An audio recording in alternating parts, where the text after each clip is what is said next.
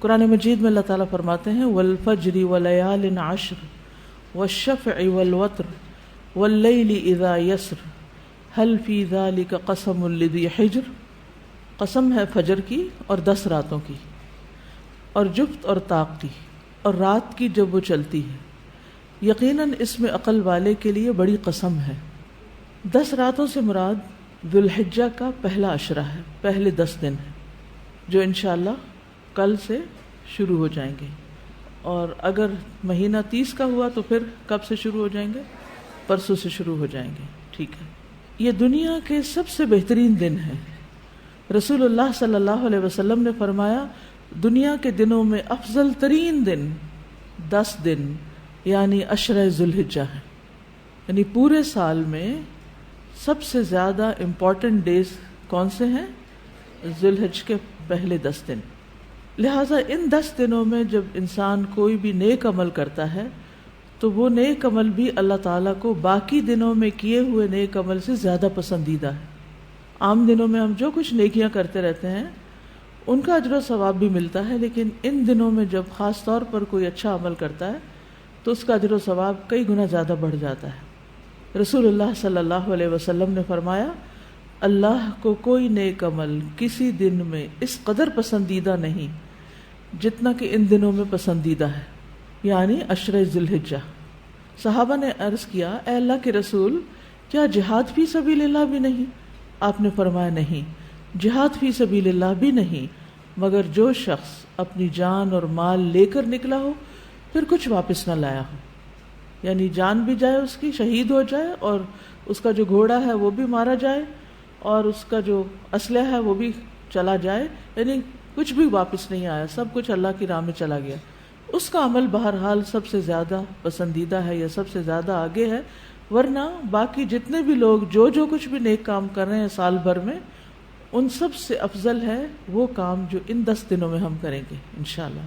یاد رکھیے رمضان کا آخری عشرہ جس کی راتیں زیادہ افضل ہیں اور ذوالحجہ کا پہلا عشرہ جس کے دن زیادہ افضل ہیں. تو اس سے یہ پتہ چلتا ہے کہ ان دنوں میں انسان کو پھر خاص طور پر اچھے کاموں کی طرف رغبت کرنی چاہیے.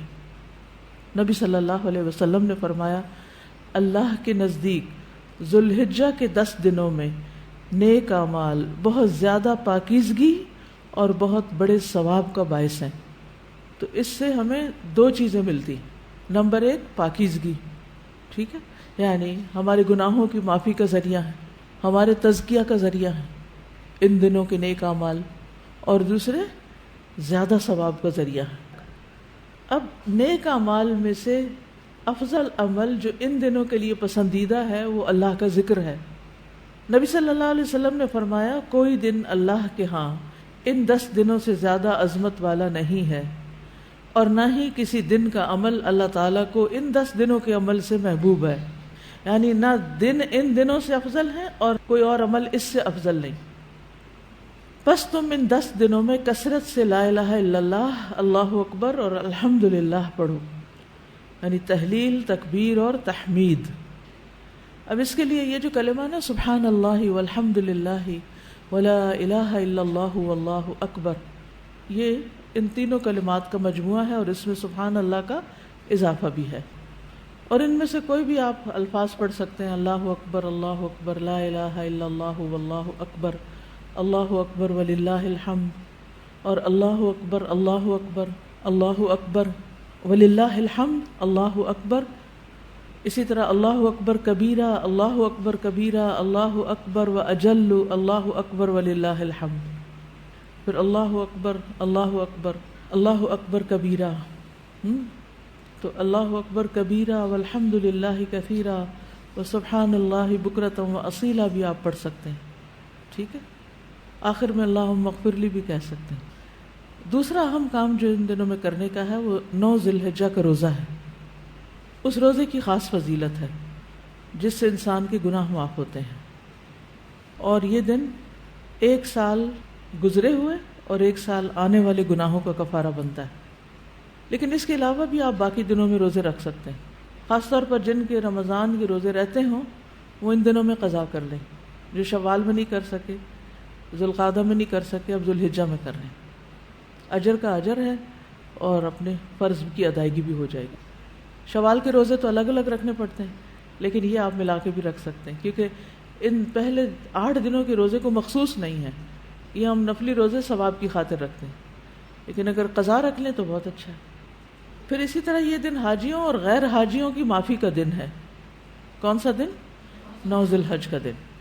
صحیح ترغیب کی حدیث ہے، نبی صلی اللہ علیہ وسلم نے فرمایا تمہارا دوپہر کے بعد عرفات میں کھڑے ہونا تو اللہ تعالیٰ آسمان دنیا پر نازل ہوتا ہے اور فرشتوں سے تم پر فخر کرتا ہے، فرماتا ہے کہ میرے بندے میرے پاس کھلے اور گہرے راستے سے پراگندہ حالت میں آئے ہیں، یعنی تھک تھکا کے آئے ہیں، جو میری رحمت و جنت کے امیدوار ہیں.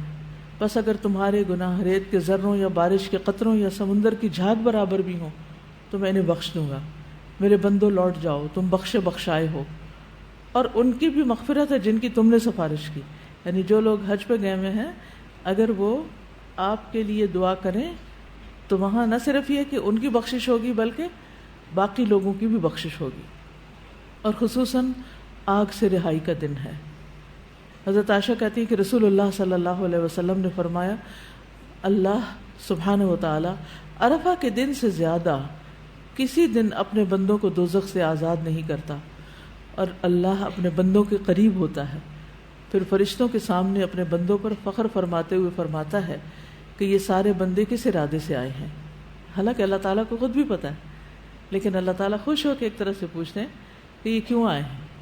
فرشتوں کی گواہی بھی شامل ہو جاتی کہ یہ سب اللہ کی بخشش حاصل کرنے کے لیے آئے. اور پھر ساری فضیلتیں 9 ذی الحجہ پہ ختم نہیں ہو جاتی، بلکہ 10 ذی الحجہ جو ہے، جو عید کا دن ہے، وہ بھی بڑی فضیلت والا دن ہے.